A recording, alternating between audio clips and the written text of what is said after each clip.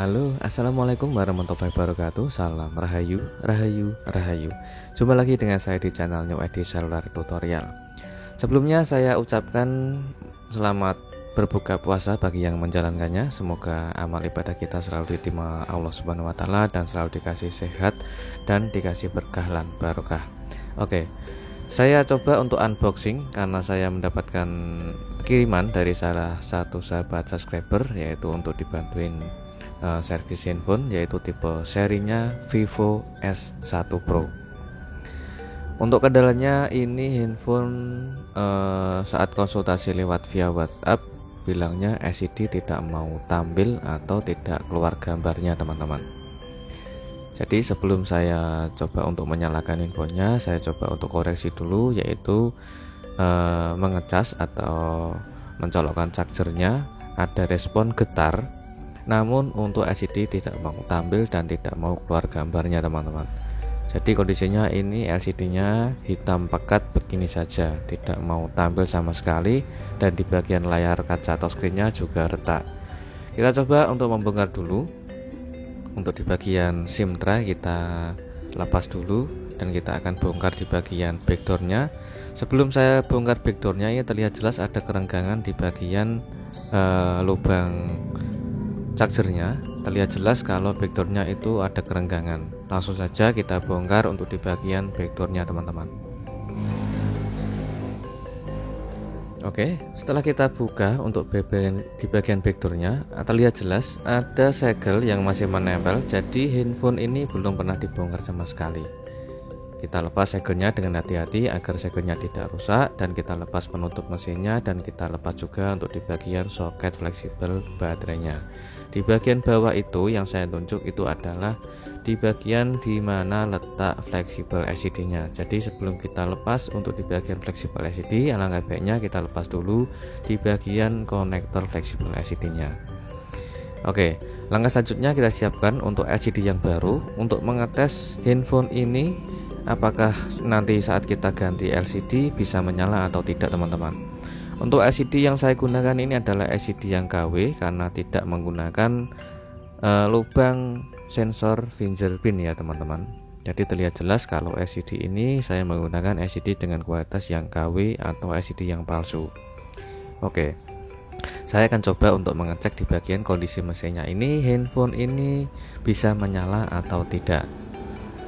Oke, saya colokkan charger dan sudah saya pasang LCD-nya. Terlihat jelas saat saya colokkan charger, terlihat jelas ada notifikasi pengisian baterai tampil ya teman-teman. Oke, saya tunggu untuk beberapa menit kemudian agar persentase baterainya itu bisa nambah. Lalu saya coba untuk menyalakan handphonenya. Alhamdulillah sudah keluar logo Vivo, tinggal kita menunggu loadingnya sebentar teman-teman. Ada polanya. Kita akan coba mengetes untuk di bagian touchscreen, dan alhamdulillah LCD-nya sudah bisa tampil ya teman-teman. Oke, untuk LCD-nya sudah bisa tampil, dan kita cek keseluruhan untuk LCD yang baru ini bisa berfungsi dengan normal atau tidak. Oke, sudah saatnya kalian sambil menikmati berbuka puasa ya teman-teman, sambil menikmati hidangan berbuka puasanya, dan sambil saya jelaskan untuk tutorialnya. Karena handphone ini sudah bisa menyala, untuk saya tes menggunakan LCD yang baru. Alhamdulillah LCD yang baru sudah saya tes dengan kualitas KW dan bisa berfungsi dengan normal teman-teman. Sedangkan untuk di bagian kamera ini, perhatikan, di bagian kamera sengaja saya lindungi menggunakan tisu kering biasa, dan di bagian kamera depan ini sengaja saya angkat atau saya ambil. Jadi bertujuan untuk melindungi kamera agar tidak kotor, tidak kemasukan debu, atau bisa beresiko kamera blur atau kusam teman-teman. Jadi saya lindungi dulu menggunakan tisu dan saya mengambil di bagian kamera depan saat saya proses, yaitu membongkar LCD-nya.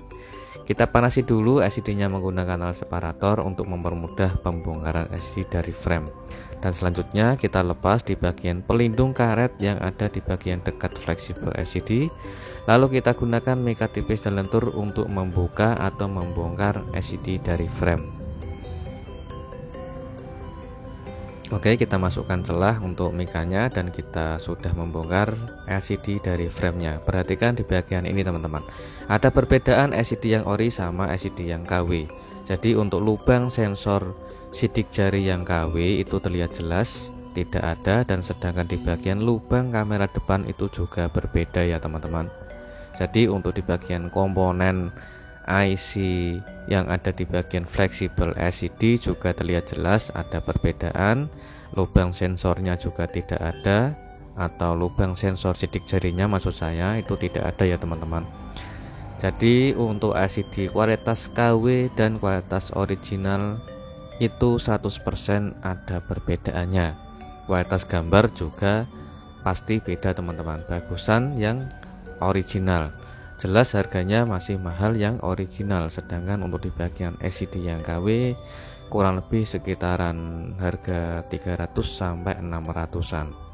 Oke, sebelum kita pasang untuk LCD yang sudah kita siapkan tadi, kita bersihkan dulu di bagian frame karena masih ada sisa-sisa lem yang menempel di bagian frame dari bawaan. Hanya bertujuan untuk menghindari resiko kerenggangan pemasangan LCD. Selanjutnya kita bersihkan dulu untuk plastik atau segel yang menempel di bagian LCD yang baru. Oke, selanjutnya kita siapkan untuk di bagian yaitu penutup lubang speaker atas yang masih menempel di bagian LCD yang lama. Kita ambil dulu dan kita bersihkan dulu, apabila kotor kemasukan debu kita bersihkan. Selanjutnya kita siapkan lem untuk pemasangan yaitu penutup lubang speaker atas. Ini sepele tapi hal yang sangat penting. Apabila tidak terpasang nanti bisa kemasukan debu di bagian kamera depan dan juga mengakibatkan speaker itu suaranya kecil teman-teman. Kita siapkan untuk double tip yaitu untuk melapisi di bagian belakang LCD yang baru, hanya berfungsi untuk perekat di bagian tengah, dan kita siapkan lem warna hitam yaitu T7000. Kita kasih lemnya di bagian kaca touchscreen, di bagian sekeliling kaca touchscreennya ya teman-teman, bukan di bagian frame. Untuk pemasangan lem itu terserah para sahabatku pemula semuanya. Kalau saya keseringan di bagian kaca touchscreen, untuk di bagian saya kasih lem. Lalu kita presisikan LCD-nya ke frame sambil ditekan halus. Untuk menekannya jangan terlalu keras karena menggunakan LCD yang KW itu sangat rentan resiko gagal bergaris ataupun mengakibatkan LCD tidak bisa tampil alias blank warna hitam. Alangkah baiknya kita kerjakan dengan ekstra hati-hati karena kita menggunakan LCD yang KW bukan LCD kualitas yang originalnya. Jadi pemasangan resiko LCD KW itu sangatlah bahaya teman-teman, sangat berisiko tinggi apabila kalian pengerjaannya kurang hati-hati. Jadi alangkah baiknya kita kerjakan dengan halus dan ekstra hati-hati, nggak usah terlalu buru-buru untuk proses pemasangannya. Jadi saran saya untuk pemasangan LCD yang KW, untuk menekan pemasangan LCD ke frame itu jangan terlalu keras teman-teman. Dan juga untuk menggunakan gelang karet saat perekatan LCD ke frame itu juga jangan terlalu keras dan jangan terlalu kencang. Oke, ini proses tahap perakitan sudah saya rakit semua. Untuk segelnya juga saya sudah pasang, jadi handphone masih kembali segel, dan saya gunakan gelang karet secukupnya seperti ini untuk merekatkan agar LCD bisa terpasang rapi dan rapat dan juga presisi ke frame. Oke, untuk lemnya sudah kering dan kita cek di bagian kondisi handphone ini karena kotor. Saya coba untuk bersihkan dulu di bagian backdoornya teman-teman. Oke, sudah selesai dan kita lepas untuk plastik di bagian LCD-nya. Bersihkan dulu untuk di bagian sisa segel apabila masih ada sisa segel yang menempel di bagian layar LCD agar tidak bikin kotor alias bikin tidak enak atau tidak nyaman untuk dipandang. Oke, ini adalah kualitas LCD-nya setelah saya bersihkan dan juga setelah saya pasang tempered glass. Oke, ini adalah hasilnya teman-teman. menggunakan LCD yang KW atau LCD yang palsu, ya kualitasnya seperti ini apa adanya. Kurang jernih, kurang tajam, namun cukup untuk kita gunakan sehari-hari. Untuk kontras saya tes main, dan touchscreen-nya juga nanti kita akan tes ke seluruh layar apakah bisa berfungsi dengan normal, dan kualitas LCD-nya pun tidak ada flag hitam, tidak ada flag putih, dan juga tidak bergaris. Untuk kualitas LCD-nya sudah bagus, dan ini adalah kualitas kameranya. Sekarang kita tes untuk kualitas kameranya menggunakan LCD yang KW, teman-teman. Oke, saya coba untuk zoom jarak dekat. Ini kualitas kameranya juga masih bagus, tidak blur dan tidak kotor, karena pengerjaannya kita kerjakan dengan ekstra hati-hati untuk melindungi kameranya agar kamera itu tidak kotor dan terjaga kebersihannya. Oke, untuk hasil kamera belakang sudah selesai, dan ini adalah kualitas kamera depannya. Masih bersih juga dan jernih, tidak blur dan tidak kotor. Saya zoom juga, hasilnya tetap jernih, teman-teman. Oke, untuk pengerjaan yaitu penggantian Vivo S1 Pro untuk penggantian LCD KW, atau tutorial tips penggantian LCD yang KW, dan juga pengerjaan Vivo S1 Pro LCD yang tidak mau tampil, teman-teman. Sekarang untuk pengerjaannya sudah selesai semua, dan semoga tutorial ini bisa bermanfaat, dan jumpa lagi untuk tutorial berikutnya. Assalamualaikum warahmatullahi wabarakatuh. Salam rahayu, rahayu, rahayu.